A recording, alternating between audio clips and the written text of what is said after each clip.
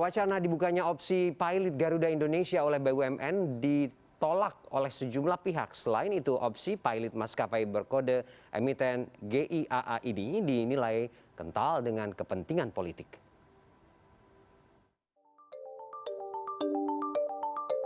Isu Kementerian BUMN membuka opsi mempilotkan Garuda Indonesia menyeruak.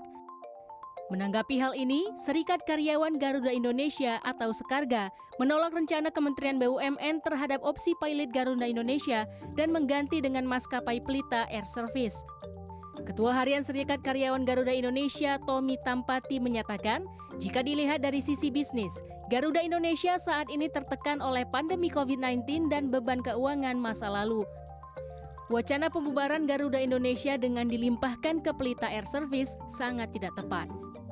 Mengingat, brand atau merek Garuda Indonesia lebih terkenal baik di domestik maupun internasional. Kami dari internal tetap berharap Garuda harus tetap ada, karena sebenarnya permasalahan Garuda ini bagi kami ini simple. Pertama, kami sampaikan, Garuda sudah punya sistem yang ada, punya market yang jelas, punya loyal customer yang jelas, punya SDM. Nah, SDM ini modal besar. Kami optimis, kami hanya butuh tidak banyak pinjaman modal kerja.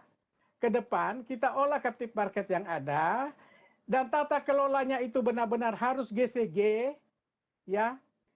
Jangan lagi ada para pemburu rente. Di lain pihak, BUMN Institute juga mengingatkan pemerintah agar menghentikan rencana mempilotkan maskapai Garuda Indonesia. Opsi pilot maskapai berkode emiten GIAA tersebut dinilai kental dengan kepentingan politik. Direktur Eksekutif BUMN Institute Ahmad Yunus menjelaskan, banyak hal yang perlu diperhatikan oleh Kementerian BUMN terhadap opsi pilot Garuda Indonesia. Ahmad menjelaskan, pihaknya curiga terhadap pemilihan opsi mempilotkan Garuda Indonesia dan mengganti flight carrier menjadi Pelita Air Service. Ahmad menambahkan, jika Garuda Indonesia dinilai sebagai BUMN sakit, maka pemerintah punya andil kesalahan dalam penunjukan direksi di masa sebelum pandemi. Sehingga harus ikut bertanggung jawab dalam pengelolaan.